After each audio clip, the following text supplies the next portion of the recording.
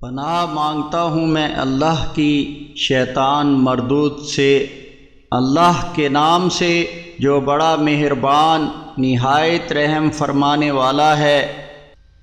بے شک جو لوگ ایمان لائے اور جو یہودی ہوئے اور نصرانی اور صحابی، ان میں سے جو کوئی اللہ تعالی اور یوم آخرت پر ایمان لے آیا اور اس نے نیک عمل کیا تو ان سب کا اجر اللہ تعالی کے پاس ہے، اور ان کے لیے نہ کوئی خوف ہے اور نہ وہ غمگین ہوں گے۔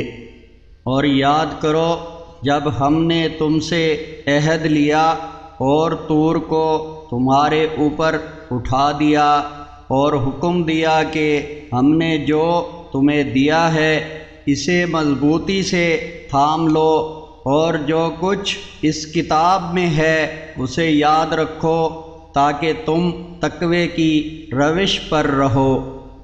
لیکن اس کے بعد تم عہد سے پھر گئے اور تم پر اللہ تعالی کا فضل اور اس کی رحمت نہ ہوتی تو تم یقیناً نقصان اٹھانے والوں میں شامل ہو جاتے۔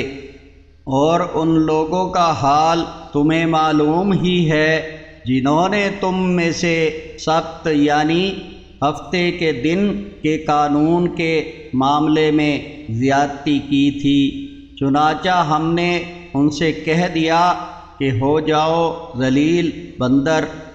پھر ہم نے اس واقعہ کو اگلے و پچھلے لوگوں کے لیے عبرت اور متقیوں کے لیے نصیحت کا ذریعہ بنا دیا۔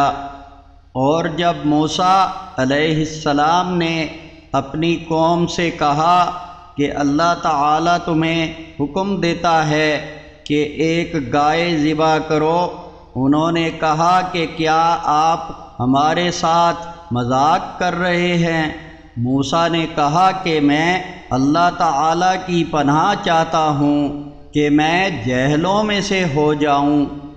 انہوں نے کہا کہ آپ اپنے رب سے دعا کیجئے کہ وہ ہمیں واضح کر دے کہ وہ گائے کیسی ہو۔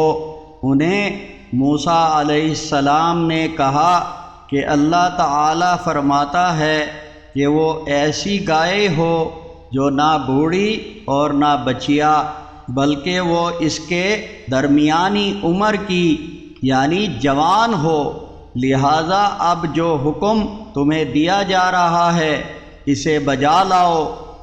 ان لوگوں نے کہا کہ آپ اپنے رب سے دعا کیجئے کہ وہ ہمیں بتا دے کہ اس کا رنگ کیسا ہو۔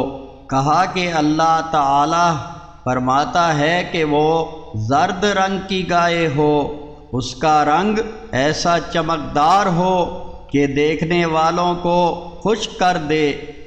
انہوں نے کہا کہ آپ اپنے رب سے دعا کیجئے کہ وہ ہمیں واضح کر کے بتا دے کہ وہ کیسی گائے ہو۔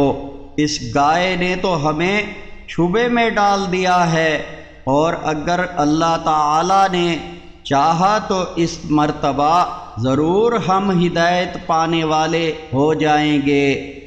موسیٰ علیہ السلام نے کہا کہ اللہ تعالی فرماتا ہے کہ وہ ایسی گائے ہو جس سے نہ تو کام لیا جاتا ہو، نہ وہ زمین میں ہل چلانے والی ہو اور نہ کھیتوں میں پانی دینے والی، بلکہ وہ تندرست ہو اور بے داغ ہو۔